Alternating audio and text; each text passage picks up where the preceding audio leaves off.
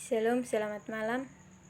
Perkenalkan, nama saya Stella Victoria Sanam dengan NIM 2003030107, kelas C semester 2.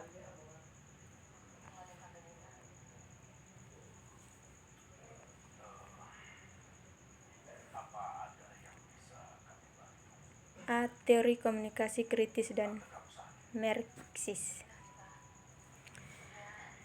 Peter Gloding dan Graham Mudrox menunjukkan bahwa arus utama teori komunikasi secara historis, idealis dan positivis ini arus utama telah menghadapkan pandangan bahwa masalah masyarakat adalah masalah dari komunikasi, di mana ia mengevakuasi dari analisis masalah-masalah utama, kekuasaan dan ketidakkesetaraan dalam hubungan struktural yang tampaknya teori sosial mandul.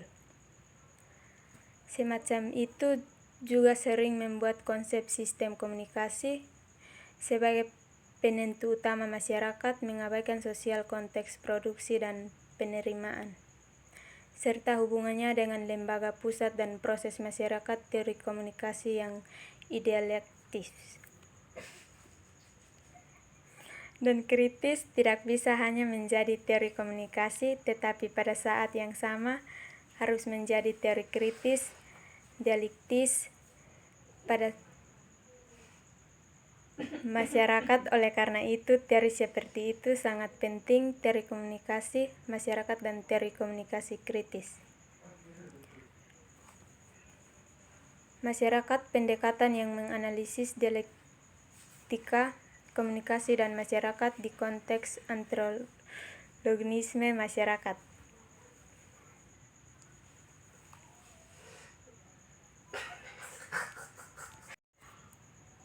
B. Dialektis Marxisme. Humanis dan teori komunikasi. Aristoteles berkenalan dengan doktrin dan ide para ulama Mesir yang tidak diketahui kepada dan tidak diajarkan oleh Plato. Karenanya kekayaan dan keragaman spektralisasi yang muncul dalam korpus Aristotelin dan kemajuan filosofnya. Bagi Hegel dan Marx, penyelesaian sebuah kontradiksi adalah sublanya, yang berarti kontradiksi tersebut dibubarkan dan sesuatu yang baru muncul. Bagi Aristoteles, penyelesaian kontradiksi adalah modernisasi dan penegasan tengah dari dua ekstrem. Filsafat Aristoteles masih belum sempurna, bentuk dialektika dan yang terbelakang, dan agak konservatif. Namun yang menentukan tentang filsafat Aristoteles adalah bahwa ia mengajukan pertanyaan tentang mediasi. Itu adalah inovasi Aristoteles yang tak terukur pada filsafat yang telah menjadi pertama menyadari masalah mediasi ini. C. Anti-humanis. Maksime humanis yang dialektis kritis terhadap anti-humanisme menulis bahwa struktur hubungan produksi menentukan tempat dan fungsi yang ditepati dan diadopsi oleh para agen produksi, yang tidak pernah lebih dari penghuni tempat-tempat ini sejauh mereka adalah pendukung atau trager. Fungsi-fungsi ini Althusser mengabaikan satu sisi dialektif struktur dan badan. Konsekuensinya, dia menggambarkan pendekatannya sebagai pembaca anti-humanis terhadap Marx. Masalah utama adalah hal itu telah memajukan gagasan tentang kematian subjek manusia yang lebih yang telah dilihat. D. Kebebasan dan kebutuhan. Pendekatan determinisme strukturalis mengagumisasikan bahwa ekonomi atau lainnya struktur harus mengajarkan manusia untuk bertindak dengan cara tertentu, seperti membawa petang tentang revolusi, atau tentu saja mengakibatkan runtuhnya sistem sosial. Mengkritik pendekatan ini sebagai pendekatan bourgeois.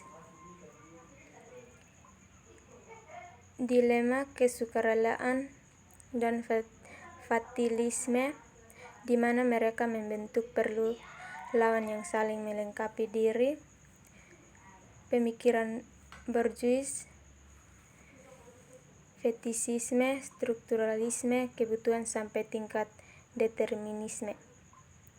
Mekanistik, di mana manusia tidak punya kebebasan bertindak, sama sekali tidak ada pilihan.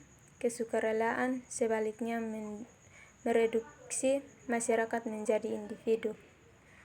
Yang ini memiliki pemahaman individualistik masyarakat, di mana perubahan itu murni atau spontan dan hampir semua perubahan bisa terjadi kapan saja.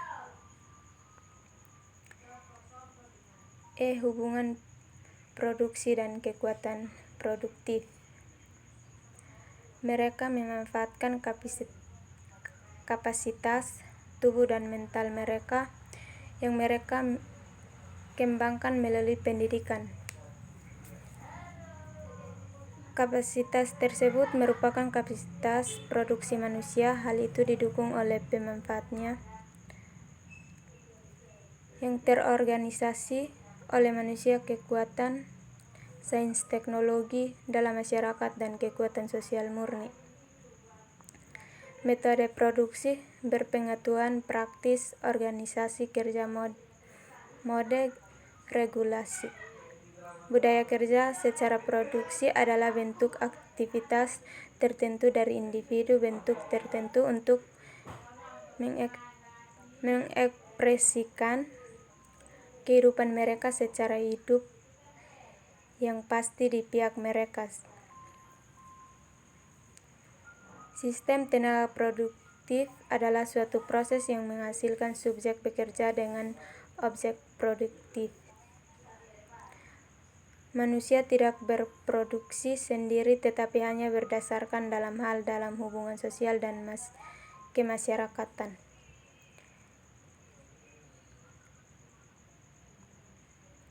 F. Ekonomi dan masyarakat.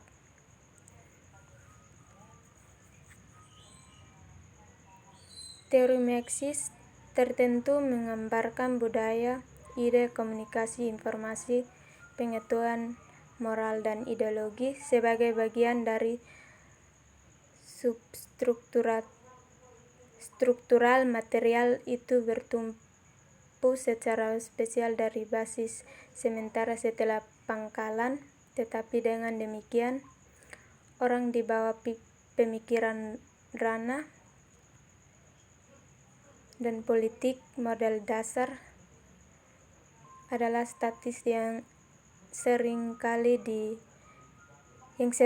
dijelaskan perubahan secara ekonomis. Tetapi model kontrak seperti teori postmodern atau teori sistem juga ada catatan. Mereka menyatakan bahwa budaya atau politik membentuk sistem super masyarakat.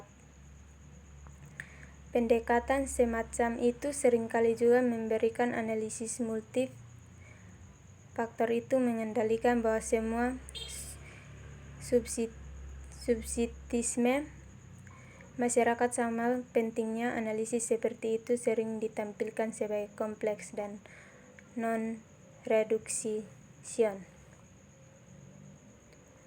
Ekonomia adalah sistem di mana manusia, khususnya hubungan produksi, menciptakan nilai guna yang memenuhi kebutuhan manusia. Politik. Dalam sistem politik, manusia mengambil keputusan kolektif yang mengatur masyarakat. Budaya adalah sistem di mana manusia direproduksi, yang memerlukan reproduksi pikiran dan tubuh. Budaya berarti domain subjektivitas sosial, domain yang lebih luas dari ideologi tetapi lebih sempit dari masyarakat, kurang dibandingkan ekonomi tetapi lebih nyata daripada teori. Bagaimana logika dialektika model pengguna dapat diterapkan untuk menjelaskan hubungan ekonomi dan non-ekonomi? Dalam masyarakat, non-ekonomi didefinisikan secara negatif oleh fakta bahwa ia tidak hanya memuaskan kebutuhan manusia. Diformulasikan secara positif, artinya politik dan budaya merupakan ranah non-ekonomi. Seperti dalam ekonomi, kami juga menemukan produksi dan pekerjaan dalam politik dan budaya, di mana momen ekonomi ada dalam budaya politik, tetapi produksi politik dan hubungan memiliki kualitas, dan yang muncul mereka adalah kompleks produksi dengan kualitas khusus. G. Masyarakat modern. Masyarakat modern yang didasarkan pada wawasan itu ada dialektika, struktur dan praktek dalam masyarakat, dan masyarakat itu terdiri dari bidang dan tingkatan organisasi yang menjangkau satu sama lain. Ini hanya dilakukan untuk sia-siakan cukup ruangan untuk membuat ruang publik terlihat pada kenyataannya. Ketigarahan sosial, budaya, politik, dan ekonomi tersebut saling tumpang tindih dan saling menjangkau. Ranah publik merupakan ranah perantara di mana kelompok-kelompok sosial, politik, sosioekonomi, dan sosial budaya bertindak sebagai penghubung antar ketiga ranah tersebut. Sekian dan terima kasih.